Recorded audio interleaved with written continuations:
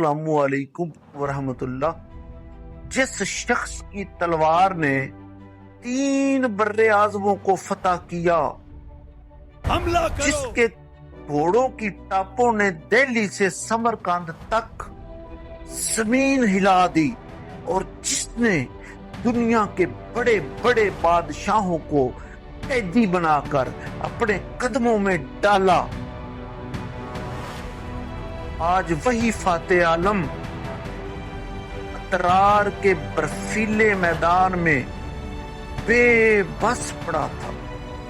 18 فروری 1405 کو تیمور کی موت نے صرف ایک انسان کا خاتمہ نہیں کیا تھا، بلکہ ایک ایسی عظیم سلطنت کے بکھرنے کا اعلان تھا جس کی مثال تاریخ میں کم ملتی ہے۔ لیکن کیا آپ جانتے ہیں کہ تیمور کی آخری سانس کے ساتھ اس کے اپنوں نے اس کی وصیت کا جنازہ کیسے نکالا، اور کیسے وہ سلطنت جو فولاد سے بنی تھی موم کی طرح پگھل گئی۔ مائی ڈیئر لسنر، آج امیر تیمور کی داستان کا وہ آخری باب ہے جو ہمیں بتاتا ہے کہ عروج کتنا ہی بلند کیوں نہ ہو، زوال اسے ڈھونڈ ہی لیتا ہے۔ وہ جس نے سمرقند کو زمین کا جنت بنایا، وہ جس نے عثمانیوں کے غرور کو خاک میں ملایا، وہ جس کے نام سے یورپ کے چرچ لرزتے تھے، آج اس کا کفن ابھی میلا نہ ہوا تھا کہ اس کے فارسوں نے اقتدار کی ہوس میں ایک دوسرے کا گلا کاٹنا شروع کر دیا۔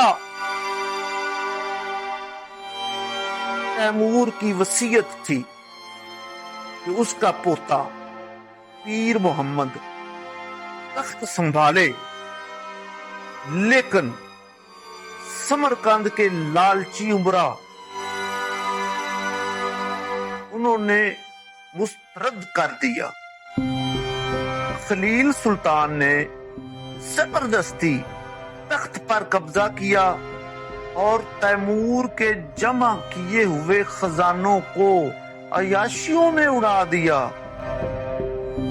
خانہ جنگی کا وہ دور شروع ہوا کہ بھائی نے بھائی کی آنکھوں میں سلائیاں پھیر دیں، اور بیٹوں نے باپ کے وفادار جرنیلوں کو قتل کر دیا۔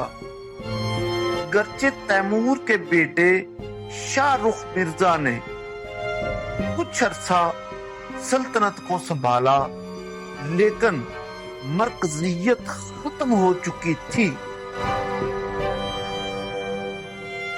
باہر سے سیاہ بھیڑ اور سفید بھیڑ جیسے طاقتور ترکمان قبائل نے حملے کر کے ایران اور عراق چھین لیے۔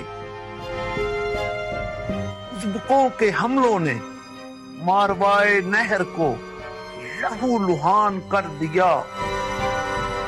تیمور کی وہ ہیبت اب خود تیموریوں کے نفاق کی نظر ہو چکی تھی۔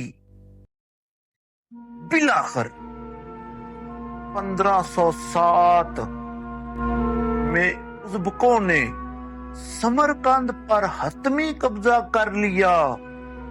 تیمور کا وہ تخت جس پر بیٹھ کر اس نے آدھی دنیا کے فیصلے کیے تھے،